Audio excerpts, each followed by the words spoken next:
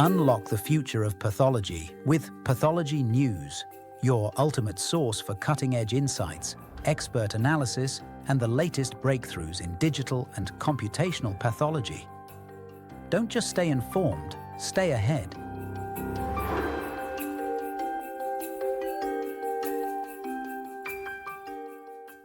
Well, ladies and gentlemen, welcome, and welcome to our latest podcast.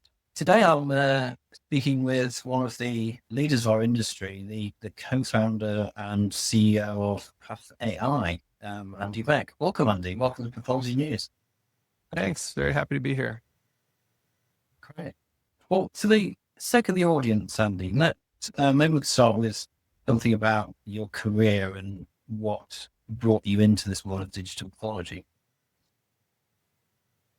Yeah. So, what brought me into digital pathology? So I went into medical school right after college, and even in the first half of medical school, I was most engaged by the field of pathology, which I really loved how it was at the cutting edge of understanding molecular pathogenesis of disease and the impact of that has on tissue, and the way that impacts diagnosis, which directly impacts treatment decisions. And I thought that this is a field that's going to get more and more interesting over time, and there's an incredible amount to learn. And I just loved the field itself. I also had as an undergrad, I really got interested in history, sort of towards the end of it. And one of the things that I got the most engagement out of and thought I contributed a lot to was being able to do a thesis where, I can investigate a topic on my own. And, when you're doing history, you really realize the value of looking at primary sources, not just what everyone else is saying and what other people are observing, but really trying to find the sort of core piece of evidence as much as you can that's really driving important things in history, and to be kind of the first one to see that and to analyze its significance. And I really saw a lot of parallels to the work in pathology, where there's many, many things you don't do that are incredibly important for working with patients and operating on patients and directly impacting their disease. But in terms of having the responsibility of examining kind of like the key primary source and making the analysis of that for what's then driving disease, and then hopefully, as you interpret it in a useful way, can then drive treatment decisions. That really is pathology. It's that ability to sort of the core part of the job being essentially analyzing the primary source and making the diagnosis that will really be critical for all downstream medical decisions. That's why I got excited to go into the field. And then I got into digital very early. I think I was just very fortunate. As a medical student, I worked with Edmund Sabo and Murray Resnick at Brown Medical School. And the very first research project I worked on was some very early work in digital pathology. And I just thought, this is fascinating to do something that's currently done in a very kind of mysterious, subjective way in terms of the way experts are trained to interpret patterns from other experts. There's certain criteria that's written down on paper, but anyone who does it know that the actual criteria is far more complex and not really written down. How do you diagnose what cancer is? How do you grade cancer? How do you grade other complex diseases? So the ability to try to use computational methods to kind of encode that in software and to do, even better in certain things than what you can do by what you can see by eye, again, sort of check those boxes of being important, scientifically interesting, an unsolved problem, and something that seemed like future technology would help even more. And I would say the very first project I worked on was not dissimilar from what we're working on today, 20 years later. Yeah. But this was at the time you were in academia. Yeah, this was as a medical. So yeah, in terms of my, way before. So this was like 2004, and I was in academia as a student, and then as a trainee, and then as a faculty member until 2016, until starting PathAI. So for the next 12 years. Mm-hmm. So what was that sort of impetus that made you come? Did you just wake up one day and say, "Hey, I'd like to found a company"? Probably there was an initial day, but I didn't act on it immediately. Yeah, so I had been in academia for about, I'd say when I started thinking about it, about 3 or 4 years. And And it seemed a few reasons, why that idea kept getting more momentum and in my head. Was a few things. One, just seeing how academia works. I mean, it's great for discovery and it's great for publishing the first paper. It's obviously not the best place to turn something into a scalable, commercializable, self-sustaining product or company. It's simply not set up to do that. So that was just one insight that I'd say I didn't totally think about at the beginning. I was very happy to do the first thing and to write the first paper and to then move on to the next topic and the next topic.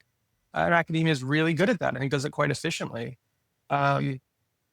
But, I wanted to truly have a bigger impact. And the way to do that is through companies, no question. So whether it's starting my own company, joining an existing company, for many reasons, you can have sort of a mission-focused organization where everything is built to optimize to this one goal. In a big institution like where I was, or any academic institution, they're trying to do like 1,000 different things, and you're one part of it.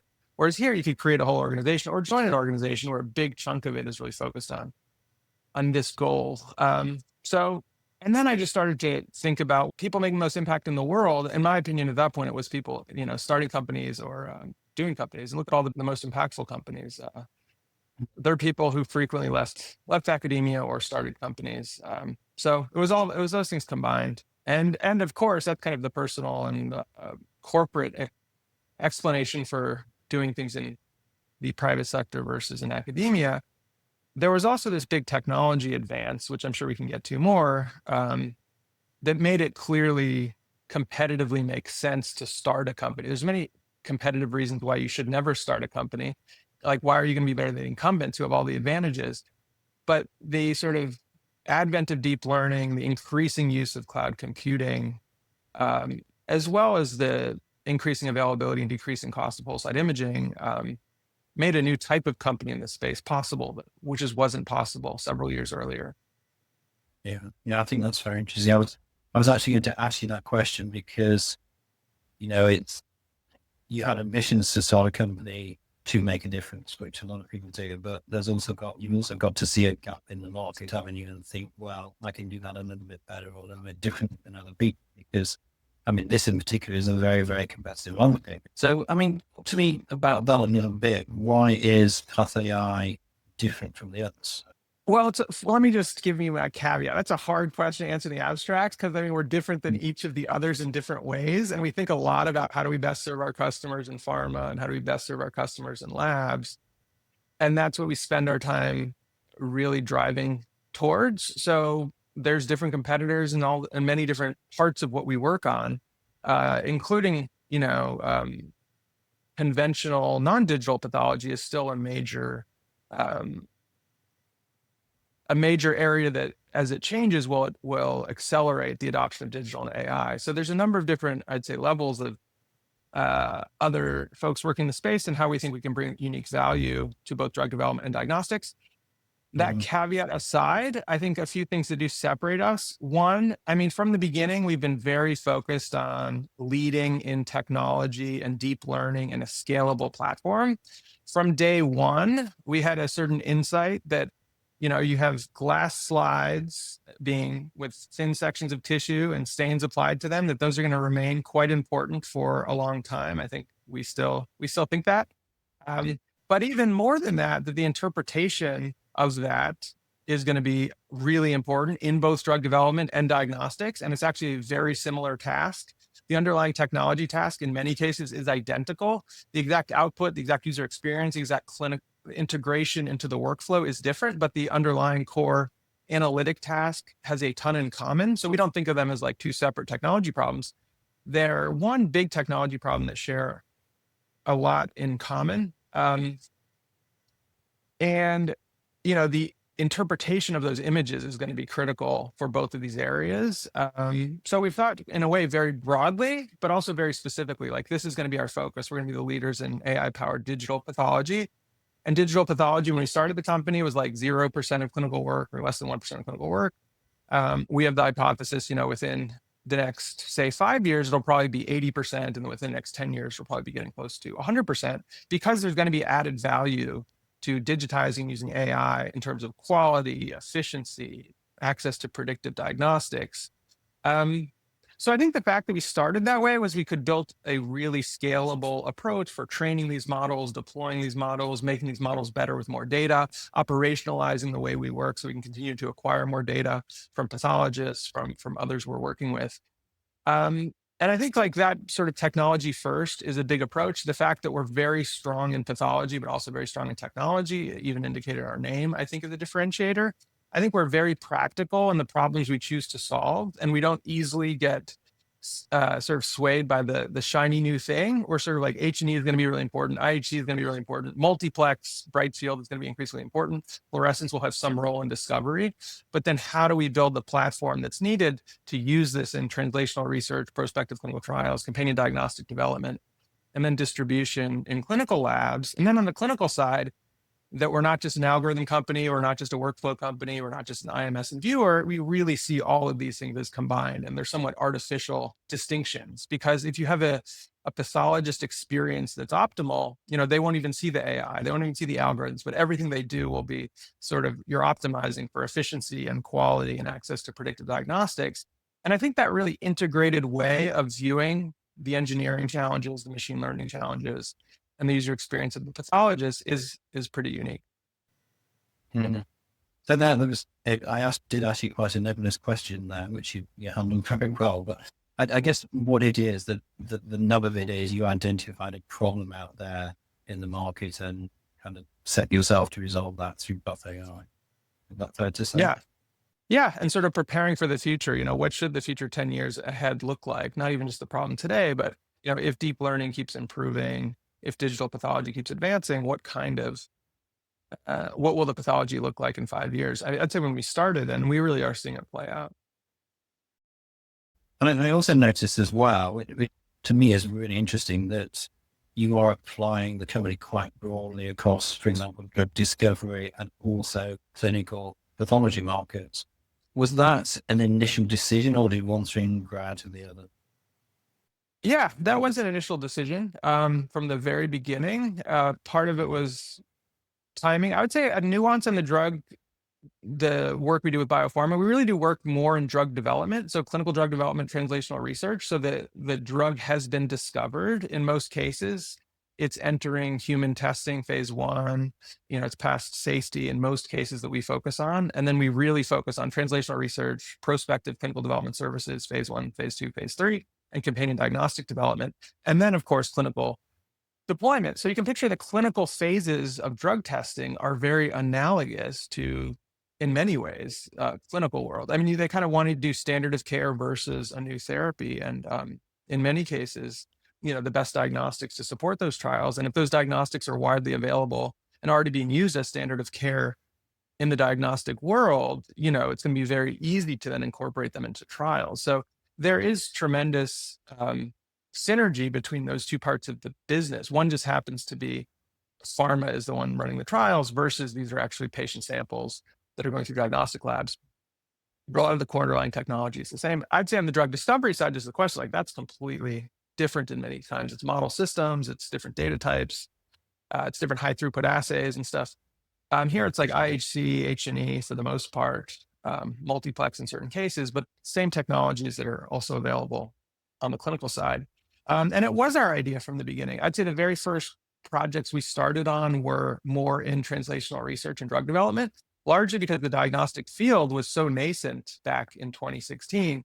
So there were very few people to work with, but we always had the vision that what we build here, kind of our work in biopharma, in many cases, is applying the best diagnostics of today and helping to build the diagnostics of tomorrow. And the work in diagnostics is applying the best diagnostics of today. So there's a real pipeline approach to it as well, most clearly seen in the sort of translational research to companion diagnostic to a newly approved CDX with a newly approved therapy paradigm. And they're very closely connected. Yeah, I agree. And I think I can see you've been very successful in that biopharma space as well, in the drug development space, because I think you're in most of the top 15 biopharma companies, is that right? Yeah. And I saw Roche mentioned, do you have some kind of special collaboration going on with Roche? We do. So we've worked for many years on the pharma side with the Genentech side of the organization, but the partnerships, we also have worked very closely with Roche Diagnostics, and that started with a partnership in 2021 that was really got the partnership between PathAI and Roche Diagnostics started. We've built several algorithms that are available on their Navify digital pathology platform. And then about a year ago, we entered into a major partnership focused around AI-powered companion diagnostics, really bringing Roche Diagnostics leadership in immunohistochemistry-based companion diagnostics and partnering that with our very strong set of capabilities in building algorithms for biopharma and to support future companion diagnostics. And then it really brings, we think, the best in the industry in assay development, AI, as well as regulatory and commercial capabilities for approval and then global distribution of AI-powered CDXs. Yeah, of course. And I think these types of collaborations are, the key to any business, really. I've noticed, I think on the clinical side, you've also linked up with the Moffitt, is that right? And Wolverhampton? Yes, that's right. So our AI site diagnostic business was launched commercially about 24 months ago, and we've seen significant uptake in both large reference labs like Quest Diagnostics, academic medical centers like you mentioned Northwestern, as well as other anatomic pathology labs, and seeing, I'd say that part of the business is going faster than we had even expected, which is a surprising thing to say for two people like us who've been in this field for like 20 years, but it really has accelerated the past 24 months. Yeah. They've also just, I think AI sites just got an FDA clearance. Is that right? Very recently, right? That's right. Yeah. So in June, we had an FDA 510K clearance for primary digital diagnosis for our AI site DX platform. That is a very interesting part of the market because on the one hand, and you've spoken to this yourself, that we are in an accelerating marketplace at the moment. There's so many developments, so many companies having to move so quickly. On the other side, we have very conservative regulators, both in the States and in Europe. And it's nice to see you getting that FDA clearance. But how do you feel that balance will work in the future?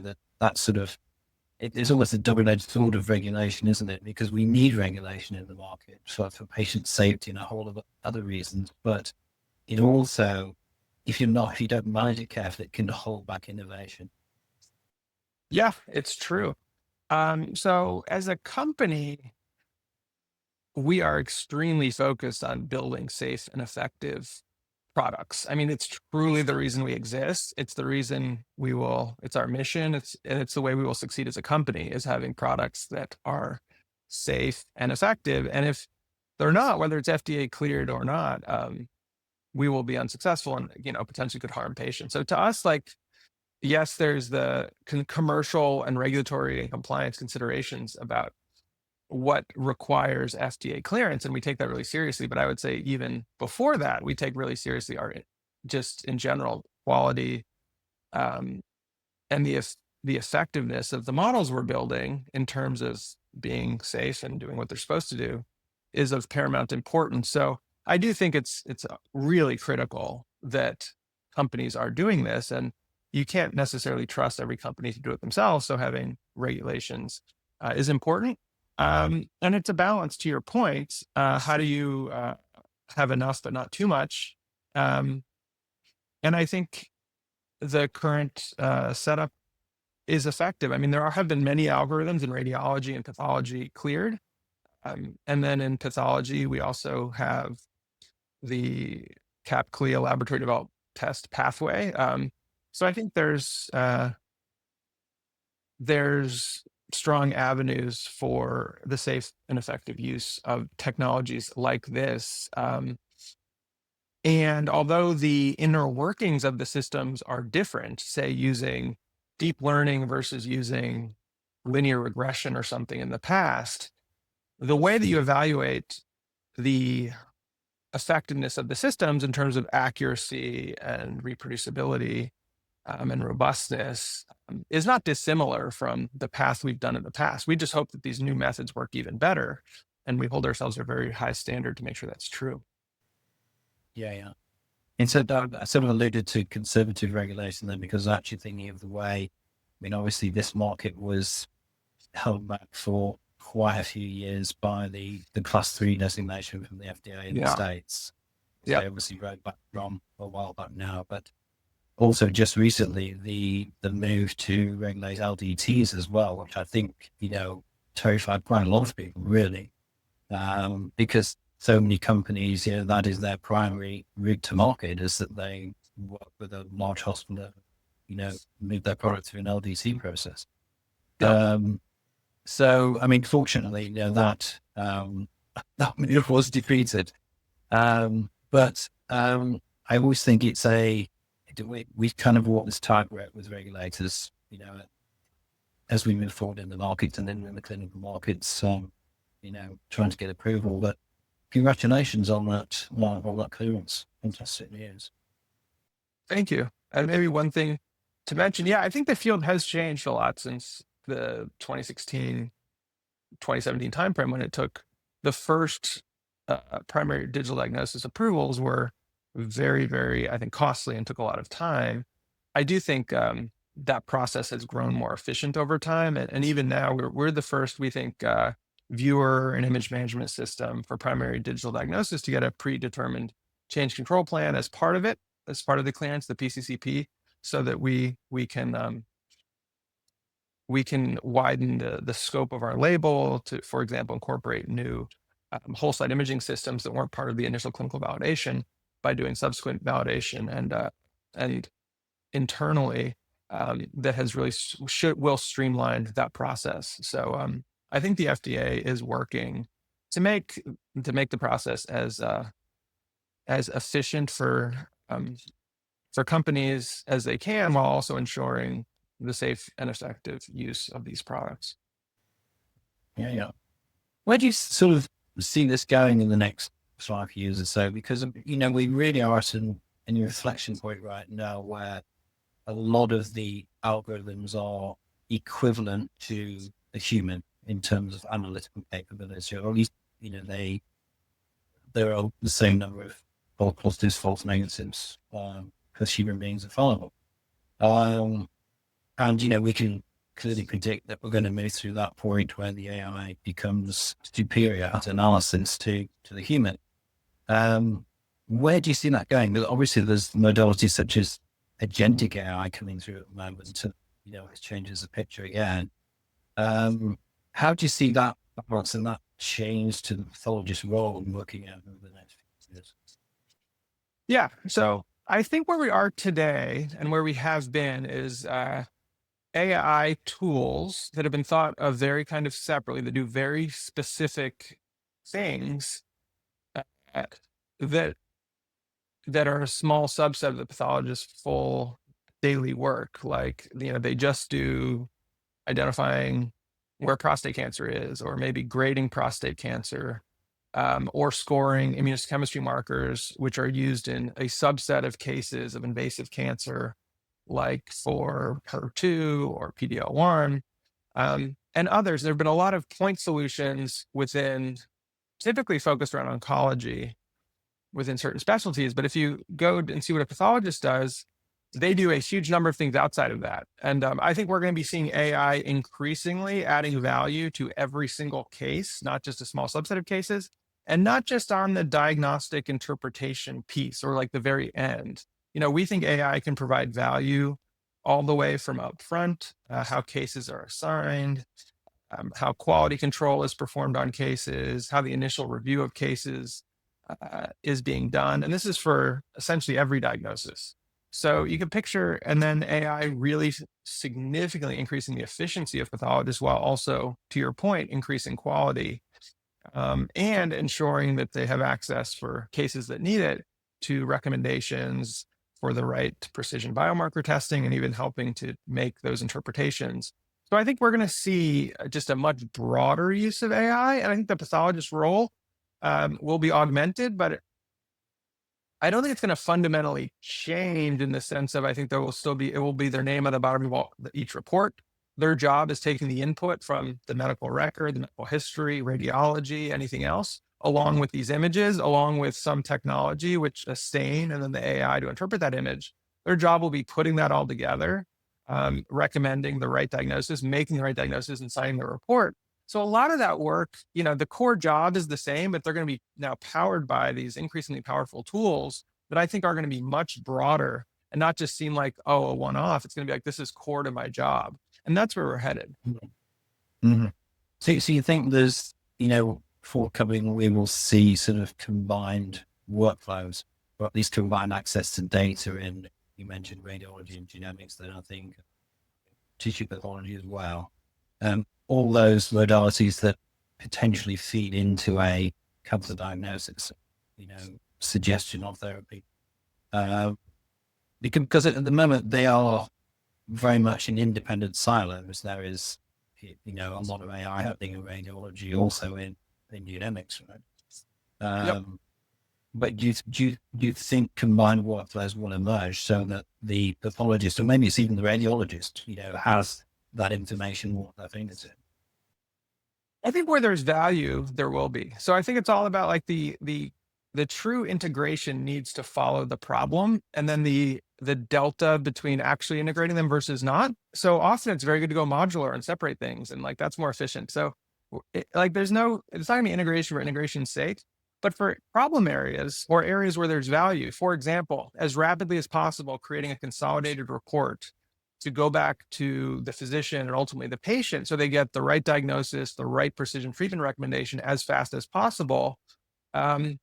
That would benefit, I would think, from at least integrating the outputs of the genomics and the radiology and the histopathology onto a single report, then using that as the input to the recommendation engine, and then saying, this is the diagnosis, based on this evidence, this is the recommendation. I do think we'll see that, but there's a lot of things where it's just like normal or something where pathology alone is all the information you need. And there, I think there won't be as much value to integration. And then I think it's the question of the level of integration. I mean, it's relatively easy to integrate at the level of the outputs, directly integrating the radiology images with the pathology image to come up with, in certain cases, that might have value, like in bone tumors or brain tumors.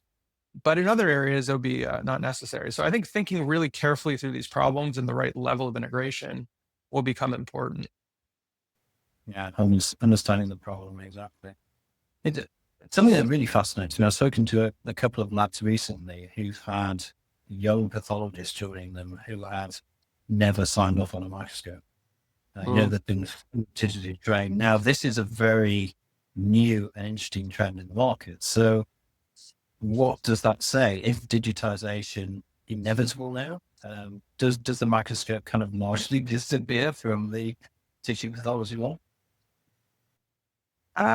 I think it is. I think it's inevitable. I think it's I think there's so many reasons for it.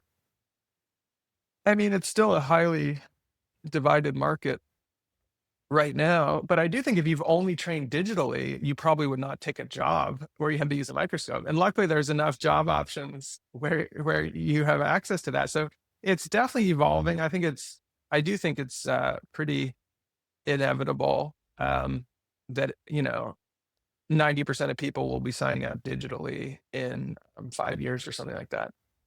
But, there will be pockets that stay with microscopes and where it takes longer, as we see with almost any really significant technology evolution or change in technology, where this is not a minor change, this is a major change, going from a disconnected microscope to your computer. I mean, the reason it's a little less major is you already do so much work on the computer. In a way, it's an anomaly that you have a microscope. So in a way, it's making it less anomalous that now everything's integrated. The same place where the LIS, essentially, where you access the LIS and the EHR and your email, now you're also accessing the pathology. So that's the benefit. That's why it's happening. But certainly if you spent your whole life, as I had, on a microscope, 8 hours a day, it seems like a pretty major change to leave it. Although I think it's always surprising, and I'm sure you've talked to many people more than I have, like within 2 weeks or a month, they really adapt. And how quickly we adapt is also remarkable to going digital. Do you think Do you think resistance to change is still an element of the market?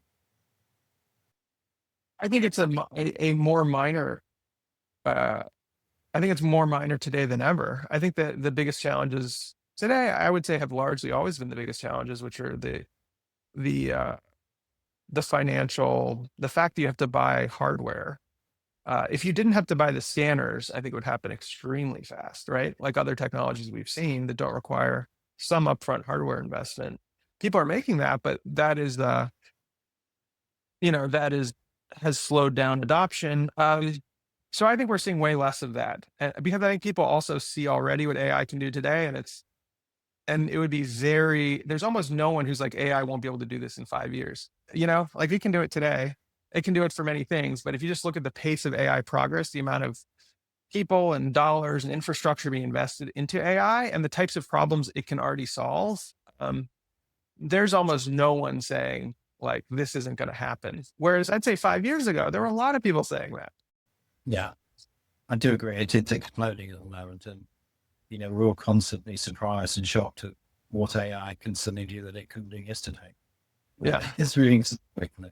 I mean, it's hugely exciting, but, I still wonder about those labs that don't digitize for whatever reason. It could be financial because it's not cost effective. I wonder if we'll see a two-tier service emerge so that, you can, as a patient, if you're a paying patient or the insurance company is paying, you can have the slow microscope-based traditional tissue pathology, or you can have go to a new digital lab. Could you see that happening? Yeah. I mean, I think there's already significant heterogeneity in care, um, in all areas of medicine, just across the US, across the world. And I think ultimately the digitization will absolutely increase the democratization of expertise, and that's where it's headed. But while that transition is happening, if let's say there's a rural community, single site, small lab with 2 or 3 pathologists who don't have digital, because they can't afford it, it wouldn't make sense for them to do it. So they want to have access to all the algorithms, all the sort of collaborative expertise and network that digital gets you. And I would suspect that that lack of expertise and access to digital, access to AI would make them less equipped for staying completely up to date and having deep expertise in all the different specialties and all the different variants of things one might see. And then, of course, they could still send out glass by mail, but yeah, you would imagine that's why they will go digital eventually. And then once they do, then like the biggest impact, the positive impact would be tremendous, because then they could take advantage of the AI and take advantage of the network of other people who are already digital. And to some degree, if you're already at a big academic medical center with 20 experts in house, the relative value of that is probably less than if you're in a more isolated small lab where you don't have access to 20 experts. Yeah.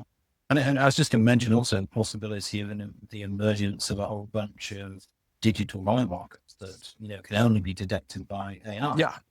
Yep. And then, as a patient, you miss out on that service. Yeah, unless they do a send out. And I think they would prefer to not do a send out. So I agree with you. Yeah. So let me ask you one final question, Andy. This, as we've said, is a hugely competitive market. There are new startups coming in all the time. Some companies are failing, leaving the market. How does PathAI remain different, and how do you produce longevity in this market? I think our overall focus on all the areas that we've been leaders in, not just one of them. So true technology leadership is really important.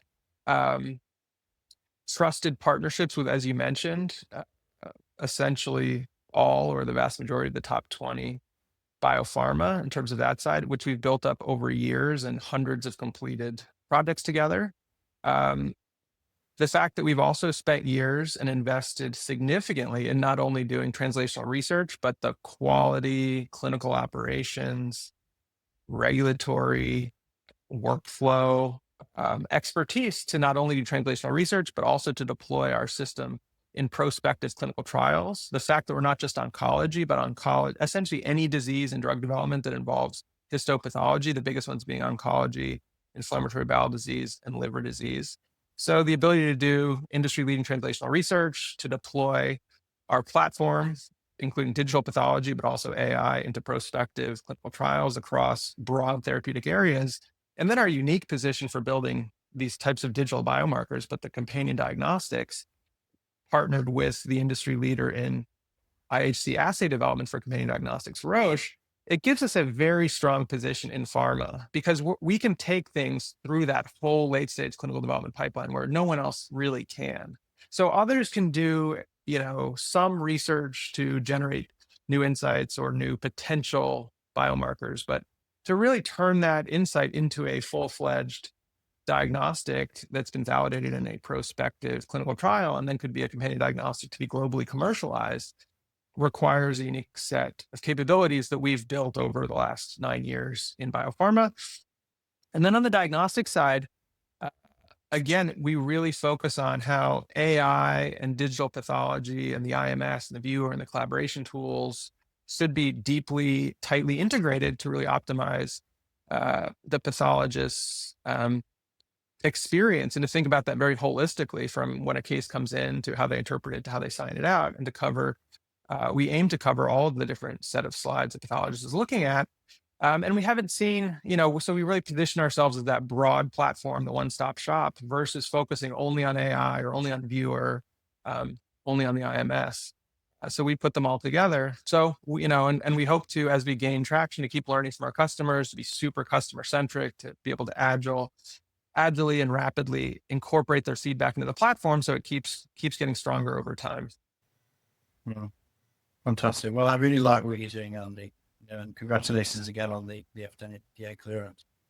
And thanks for your time today. It's been a really fascinating chat. And to our audience, if you'd like to know more about the PathAI products, you can find that at pathai.com or on Pathology News website. There are extensive pages here on the Pathology News website and detailed information on PathAI products. So thanks again, Andy. Really appreciate your time. Look forward to meeting you again soon. Thank you. Thanks so much for having me.